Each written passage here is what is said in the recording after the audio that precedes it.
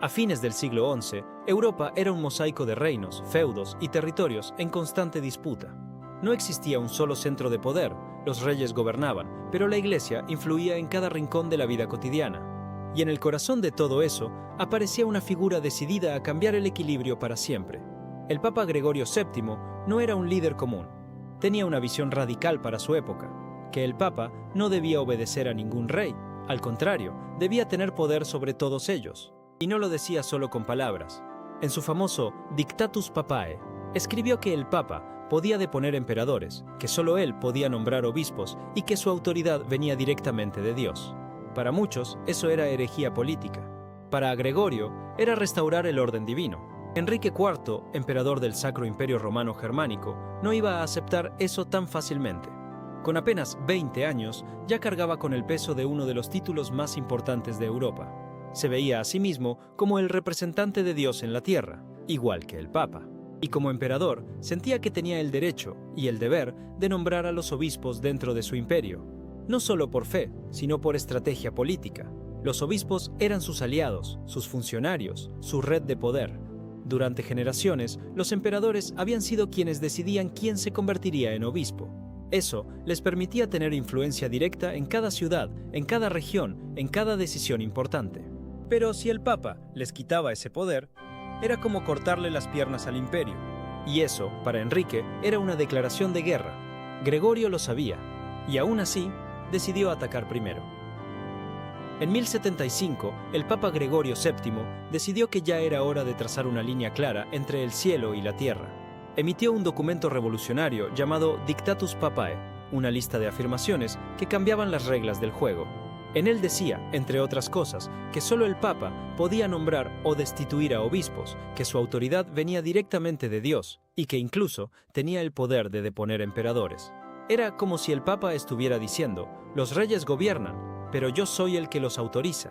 Una jugada peligrosa, pero calculada. Gregorio no estaba improvisando. Quería terminar con siglos de subordinación de la Iglesia al poder político, y estaba dispuesto a llegar hasta el final. Pero Enrique IV no pensaba dejarse humillar por un sacerdote. Para él, que el Papa le dijera cómo gobernar era inaceptable. Convocó a sus obispos leales en la ciudad alemana de Worms y les exigió que declararan ilegítimo al Papa. Acto seguido, le envió una carta a Gregorio que no dejaba lugar a dudas. Baja del trono de San Pedro, tú no eres Papa, eres un falso monje. Un desafío frontal, una humillación pública. Y en los códigos medievales, una provocación que solo podía terminar con una respuesta igual de brutal. La respuesta no tardó en llegar. En 1076, el Papa Gregorio excomulgó a Enrique IV. Eso no solo lo expulsaba de la Iglesia, también liberaba a todos sus súbditos del deber de obedecerlo. Era el equivalente medieval a borrar a alguien del mapa. La noticia se propagó como pólvora. Un emperador excomulgado era un emperador debilitado, vulnerable, casi maldito. Los príncipes alemanes comenzaron a dudar. Algunos planearon reemplazarlo. Los obispos fieles se fueron silenciando. Y lo peor, el pueblo comenzó a temerlo más que a respetarlo. En cuestión de meses, Enrique IV ya no era un soberano intocable. Era un enemigo de la Iglesia y un hombre acorralado. Enrique IV harto sabía que había cruzado una línea peligrosa. La excomunión no solo era un castigo espiritual, era una sentencia política. Sin el respaldo de Dios, al menos en apariencia, su autoridad se evaporaba, y los príncipes alemanes ya estaban buscando reemplazarlo. Desesperado por recuperar su corona, decidió jugar su última carta, viajar personalmente a pedir perdón al Papa. Pero no era un viaje cualquiera. Cruzó los Alpes en pleno invierno, en uno de los trayectos más hostiles de Europa. Vientos helados, caminos nevados, peligros constantes. No iba con un ejército. Iba con un pequeño grupo de seguidores fieles. Y lo hacía sin orgullo, sin corona, sin dignidad, solo con la esperanza de sobrevivir políticamente. El destino final era el castillo de Canosa, en el norte de Italia, un lugar apartado, frío, casi místico. Allí se encontraba el Papa Gregorio VII, alojado con la noble Matilde de Toscana, su aliada. El castillo estaba rodeado de colinas cubiertas de nieve, con árboles desnudos y un silencio espeso.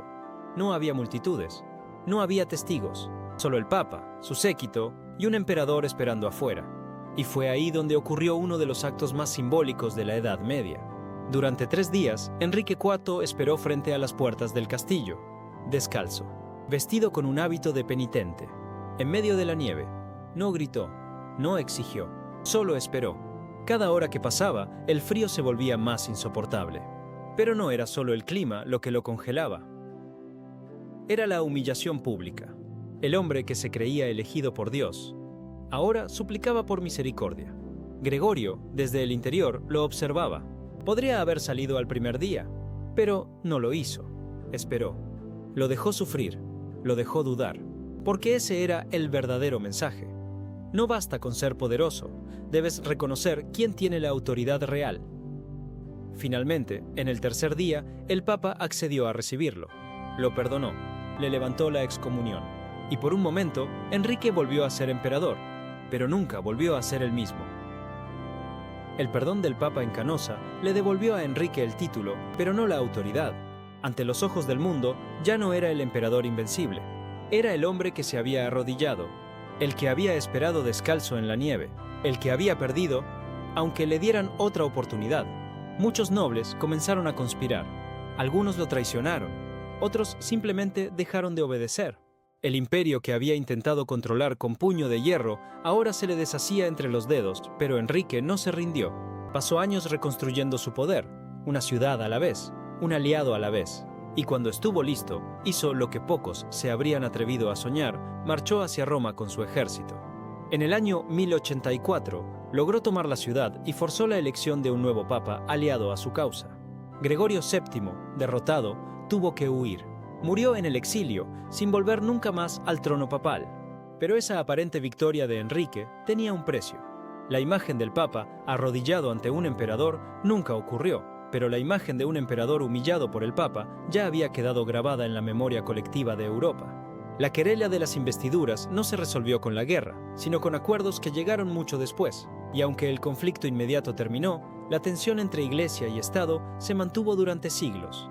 Desde entonces, cada rey y cada papa tendría que moverse con más cuidado. El equilibrio de poder nunca volvería a ser absoluto para ninguno de los dos. Lo que empezó como un enfrentamiento entre dos hombres, terminó moldeando la historia de todo un continente. Un emperador humillado, un papa expulsado y una Europa que nunca volvió a ser la misma. La historia de Gregorio VII y Enrique IV no fue solo un conflicto personal. Fue un terremoto político que cambió para siempre la relación entre el poder y la fe. Porque cuando el poder absoluto se enfrenta al poder espiritual, no hay ganadores eternos. ¿Quién tenía la verdadera autoridad? ¿El que gobernaba con ejércitos o el que gobernaba las conciencias? Déjalo en los comentarios. Esto fue Historia en Apuros.